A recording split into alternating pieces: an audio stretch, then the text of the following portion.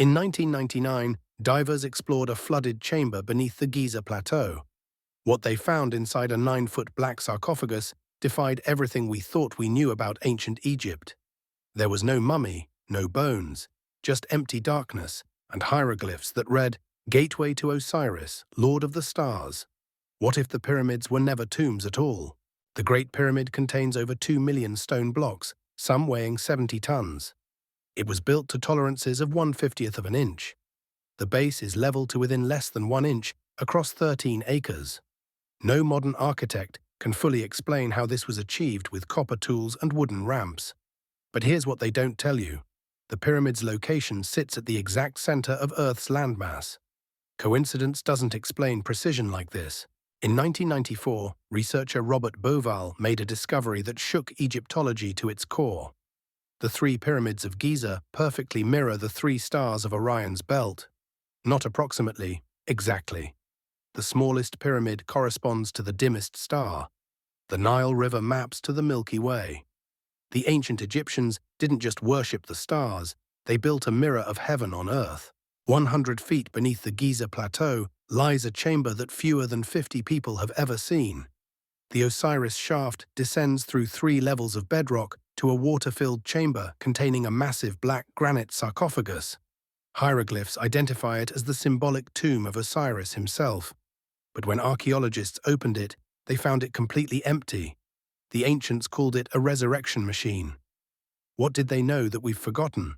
The word sarcophagus comes from Greek meaning flesh-eater. The Egyptians believed that when a divine being entered this stone box, their physical body would be consumed and transformed. They would emerge as pure consciousness, able to travel between worlds. Modern scholars dismiss this as mythology, but what if it describes technology we don't yet understand?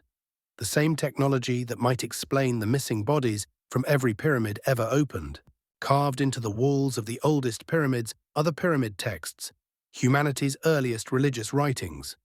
They describe in explicit detail how the pharaoh's soul travels to Orion, passing through celestial gates guided by the gods. Quote, "O king, you are this great star, the companion of Orion, who traverses the sky with Orion." These aren't metaphors, they're navigation instructions. Inside the Great Pyramid, 4 narrow shafts extend from the chambers at precise angles. For decades, archaeologists called them air shafts. Then astronomers calculated their alignments. One shaft points directly at Orion's belt, another at Sirius, a third at the pole star. These weren't ventilation, they were telescopes aimed at specific stars. Specifically, the stars the Egyptians believed contained the realm of Osiris. Egyptian mythology states that Osiris came from the stars, ruled Egypt as a god-king, taught humanity civilization, and after his death returned to his celestial home in Orion. His skin was depicted as green, the color of vegetation and rebirth, but also the color ancient artists used for beings from beyond. Was Osiris a mythological figure, or a memory of actual contact with an intelligence from the stars? The Great Pyramid generates measurable electromagnetic energy. Its granite chambers contain high concentrations of quartz crystal. Its shape naturally focuses energy at specific points. Engineer Christopher Dunn spent 20 years analyzing the pyramid and concluded it functioned as a coupled oscillator, converting Earth's vibrations into usable power.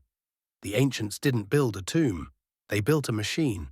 At Abu Simbel, engineers carved an entire temple into a cliff face. Twice each year, on February 22nd and October 22nd, sunlight travels 200 feet through the temple to illuminate the faces of 3 gods. The 4th god, associated with darkness and the underworld, remains in shadow. This alignment has held perfect for over 3,000 years. They encoded astronomical precision into solid rock. The ancient Egyptians worshipped the scarab beetle as sacred. Scientists recently discovered that scarab beetles navigate using the Milky Way, the only insect known to orient by starlight. The Egyptians depicted their sun god Ra traveling through the sky in a scarab-shaped vessel. How did they know this beetle's connection to the stars thousands of years before modern science? Unless someone told them. At the Temple of Seti in Abydos, a hieroglyphic panel shows images that look startlingly like modern vehicles. Shapes resembling helicopters, submarines, and aircraft. Mainstream scholars say it's an accident of overlapping carvings, but no other temple in Egypt shows such accidental formations. Were the ancient Egyptians recording technology they witnessed? Technology that came from somewhere else? Here's what Egyptologists won't explain. Despite claiming the pyramids were tombs, no pharaoh's body has ever been found in any pyramid. The elaborate sarcophagi were always empty. Official explanations blame tomb robbers, but robbers take treasure, not bodies. And many tombs were found sealed, untouched for millennia, still empty, unless the pyramids were never meant to hold bodies at all. Acoustic engineers discovered that the king's chamber resonates at a frequency of 111 Hz. This frequency affects human brain activity, inducing altered states of consciousness. The chamber wasn't designed for a body to lie in state. It was designed for a living person to undergo transformation. The Egyptians called it becoming one with Osiris. We might call it transcendence. The pyramid encodes the dimensions of Earth with impossible accuracy. Its base perimeter equals the circumference of a circle with a radius equal to its height. It encodes pi and phi, the golden ratio. Its orientation to true north is more accurate than the Royal Greenwich Observatory. The builders possessed knowledge that supposedly wouldn't exist for thousands of years. Who taught them? The Egyptian calendar began each year with the heliacal rising of Sirius, the brightest star in the night sky. They called it Sopdet, the soul of Isis. When Sirius appeared on the horizon just before dawn, it signaled the Nile flood that brought life to Egypt. But Sirius is 8.6 light-years away. The Egyptians tracked its 70-day invisibility period with perfect accuracy. How did they know its cycle so precisely? On the ceiling of the Temple of Hathor at Dendera sits an astronomical map so accurate that modern scientists can date it to 50 BC. It shows constellations, planetary positions, and celestial events. But here's what's disturbing.